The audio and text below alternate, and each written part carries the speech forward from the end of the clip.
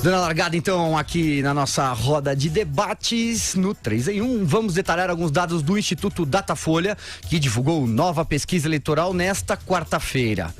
No cenário real, sem a fake candidatura do ex-presidente Lula, o levantamento está bem próximo do Ibope divulgado nessa semana. Para quem nos acompanha em vídeo, você tem os números aí na sua tela. Já se configuram 3 pelotões. O primeiro com Jair Bolsonaro, com 22% das intenções de voto, seguido por Marina Silva, da Rede, com 16%.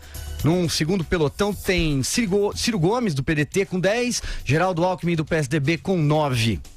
Correndo por fora estão Álvaro Dias, do Podemos, com 4%, empatado com Fernando Haddad, do PT. Quando a pesquisa considera Lula, o petista aparece na liderança com 39 pontos, seguido por Bolsonaro, que tem 19%, e Marina Silva, 8%. Aliás, quanto maior a renda e a escolaridade, menor as intenções de voto em Lula. Vamos lá, começando por você, Vera Magalhães, mais uma pesquisa. Mais uma pesquisa, era previsível, acho que os dois institutos vão fazer rodadas sempre muito próximas, porque os dois municiam a Rede Globo alternadamente ali, com os jornais Folha de São Paulo e Estadão. Então, eu acho que a cada 2 semanas a gente deve ter rodadas assim, gordas de pesquisas. Isso é bom para que a gente possa comparar os vários institutos, traçar aí uma mediana das pesquisas e seguir o movimento. Eu acho que é mais importante a gente tentar analisar aí o movimento das pesquisas do que os dados isoladamente, Silvio. Eu acho que a gente está vendo um fenômeno aí em que o Jair Bolsonaro vai pouco a pouco consolidando a sua posição. E isso, para mim, não aparece apenas nas pesquisas. É algo visível também em conversas com as campanhas, em observar, por exemplo, a agenda deste candidato. Ele está, nos últimos 3 dias, dedicado ao interior de São Paulo. E aí ele vai consolidando também a sua posição. Então, eu acho que as campanhas deveriam olhar as pesquisas, olhar a realidade e mudar a sua estratégia. Verificar que para tirá-lo do segundo turno eventualmente, é preciso confrontá-lo de alguma maneira, confrontar suas ideias, chamar o seu eleitor, olha, você está votando no Bolsonaro por esta razão, verificar se ele está consolidando o voto antilulista, até no movimento contrário a este crescimento do Lula. E aí, esses candidatos têm de se apresentar de alguma maneira, como também contrários ao Lula. Ou então estão deixando essa bandeira única e exclusivamente nas mãos do Jair Bolsonaro. Me parece haver uma desconexão entre as estratégias das campanhas, e são candidatos bastante experientes em campanhas eleitorais, e a realidade mostrada pelas pesquisas e pelas ruas. Quanto a Marina Silva, eu acho interessante o movimento que ela descreve nas pesquisas. Ela tem aí no Datafolha uma posição maior que na do Ibope. Eu acho que entre todos os candidatos é quem mais se distancia do que tinha na pesquisa realizada na véspera, divulgada na véspera. Por quê? O campo se estendeu por 2 dias a mais. E aí eu acho que se tem sim algum ganho residual da sua atuação no debate da Rede TV. Eu acho que ela ganhou com aquele confronto com o Bolsonaro, era uma dúvida que a gente tinha aqui, se aquilo lhe renderia ou não votos. Eu acho que na margem ali rendeu um pouquinho, um ganho residual de votos a ela. E hoje é ela, e não o Fernando Haddad, quem mais se beneficia da ausência do Lula. E aí você tem, a meu ver, uma transferência de votos por atributos, por trajetória. As pessoas que ainda não conhecem o Fernando Haddad, ainda não o identificam como candidato apoiado pelo Lula, olham para o espectro de candidatos que elas conhecem e veem na Marina Silva alguém com uma trajetória semelhante. Veio de baixo, era pobre, percorreu aí uma trajetória de sucesso calcada no mérito, calcada no esforço, defende de alguma maneira uma agenda social voltada para os mais pobres. Então ela tem um ganho aí. Se é um ganho sustentável, para usar uma palavra da qual ela gosta bastante, eu acho que é outra questão. Ela tem aquela estrutura raquítica que a gente sabe, que a gente conhece, um partido que mal para de pé aí nos estados, e uma vez começada a campanha na TV, pode ser que ela desidrate, mas por hora a Marina colhe aí, tanto, a meu ver, tanto uma vantagem pelo debate, quanto uma certa transferência por associação de biografia com o Lula. E aí, Andreasa, segue você. A grande questão para mim agora é verificar e eu acho que é algo a que devemos estar atentos, se o Jair Bolsonaro de fato encontrou um teto. Não é possível cravar que ele tenha encontrado, mas ele está aí na faixa dos 20% no caso do Ibope, 22% no caso do Datafolha. O que me parece ser uma possibilidade de aferição sobre a existência desse teto é o crescimento do Lula muito vigoroso nessas últimas pesquisas. Porque não há muita dúvida de que o Bolsonaro centraliza o sentimento anti-Lula. O crescimento do Lula vai fazer, certamente já faz com que o sentimento anti-Lula, anti-PT se mobilize. Nesse caso, seria natural supor que o Bolsonaro fosse o maior depositário desse sentimento em termos eleitorais. Ou seja, se ele estiver no teto, nós verificaremos diante dessa migração de votos de repúdio ao Lula. Ou seja, será possível que o Bolsonaro cresça recebendo os votos anti-Lula e, nesse caso, mostrando para todos nós que o teto dele ainda não apareceu? Essa me parece uma questão muito importante relativa ao Jair Bolsonaro, um desafio de acompanhamento de quem faz análise para os próximos tempos. Porque está muito claro, quero bater nessa tecla, que ele vai ser, por oposição óbvia, a Vera acabou de falar, ele é aquele único que se apresenta como antipetista, né, nesse debate. É evidente que se acirra a posição favorável ao Lula, acirra-se também a posição contrária, e nesse caso ele seria o depositário. A ver, no caso da Marina Silva, é interessante, ela também tem uma espécie de resiliência para si, mas tanto a posição dela quanto a do Ciro Gomes, a depender de intensidade de perda, são posições artificiais, eu vejo, porque uma vez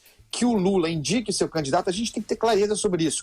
O Haddad ainda é um espectro, ainda é uma projeção, ainda é inclusive um pré-cavalo, um pré-capacho do Lula. Ele ainda não recebeu a consagração. Ele ainda não foi dito, aqui está, aqui estou, aqui sou eu. Esse momento ainda não veio, quer dizer, a partir do momento vindouro em que o Lula, uma vez formalmente inelegível, unja Fernando Haddad, aí sim a gente verá o crescimento dele, que eu insisto, acho que vai ser grande. Grande ou não, maior ou menor, o impacto maior será pela ordem em Ciro Gomes e Marina Silva. Essa posição em que eles estão hoje, eles podem reverter isso, podem encontrar novas maneiras de crescer, mas que os principais impactados pelo surgimento sagrado, maravilhoso, divino, ungido de Fernando Haddad, quando deixar a condição de pré-cavalo para se tornar cavalo do Lula, as vítimas serão os dois. No giro dos comentaristas, agora a bola vai para Marcelo Madureira. Olha, Silvio, quem subiu nas pesquisas de maneira assim inegável foi o dólar, né? Que está agora 4,6. Esse é o resultado indiscutível das últimas pesquisas, né? E se não me engano a bolsa caiu hoje também, depois tem que conferir isso. Mas o que a gente vê, dado esses dois resultados, Datafolha e Ibope, alguns fatos assim, as obviedades, a polarização que existe no Brasil. Existe uma polarização entre a direita e a esquerda, digamos assim, a extrema direita e a extrema esquerda. E o que me deixa curioso é que nos dois lados existe, na minha avaliação, uma espécie de alienação. Alienação pela esquerda por motivos óbvios, né? Eu fico me indagando qual é o nível de interesse pela política, qual é o real motivo que faça com que essa parcela significativa do eleitorado estaria inclinada a votar no presidiário Luiz Inácio Lula da Silva. Né? Enfim, em função de tudo que aconteceu nos últimos anos, em função da situação em que o país se encontra, a visão que essas pessoas têm do país e da situação, tudo me parece extravagante, me parece uma coisa para mim incompreensível.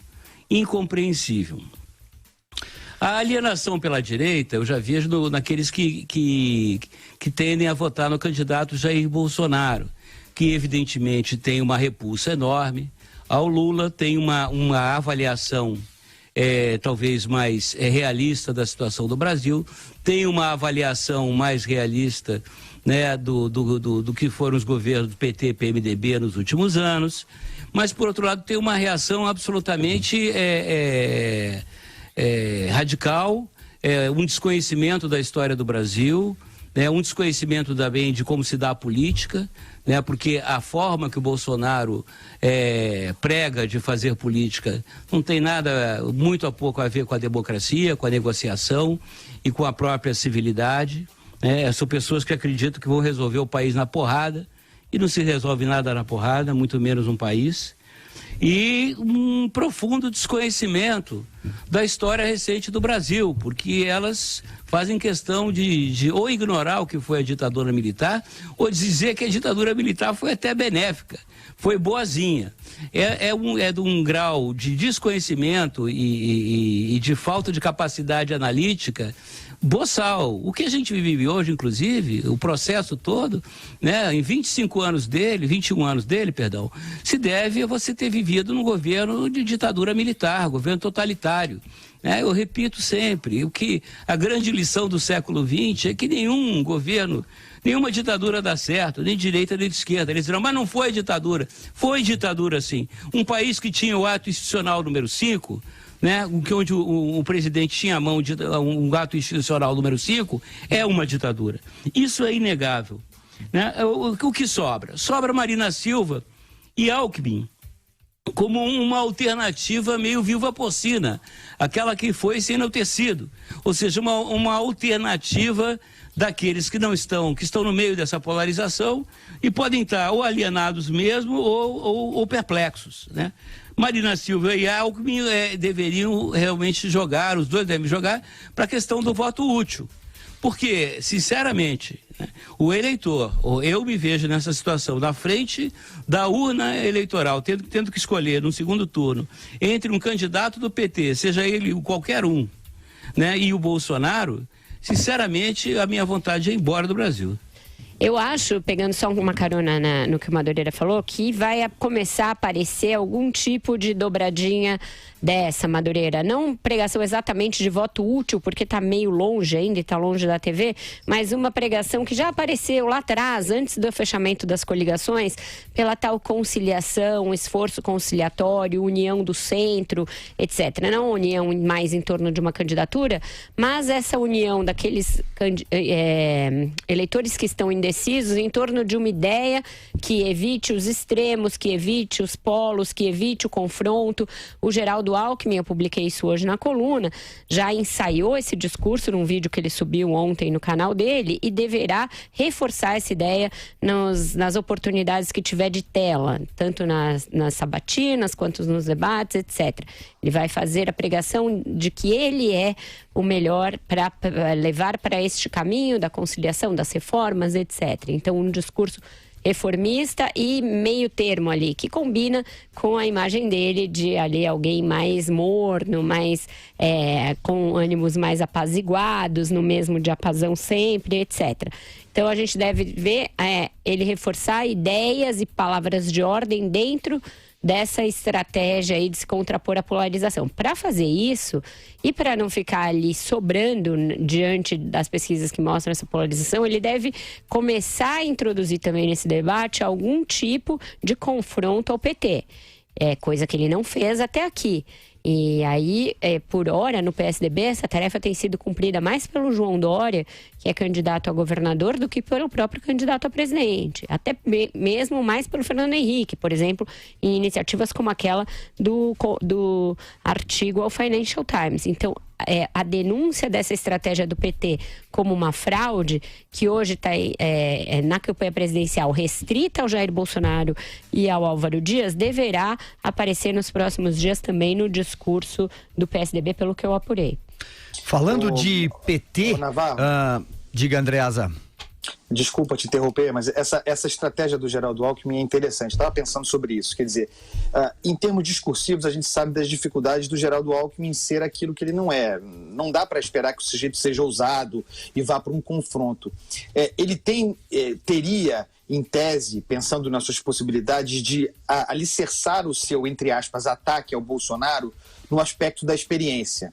Ele tem experiência, o Bolsonaro tem, e que no final das contas alguém precisa administrar o Brasil.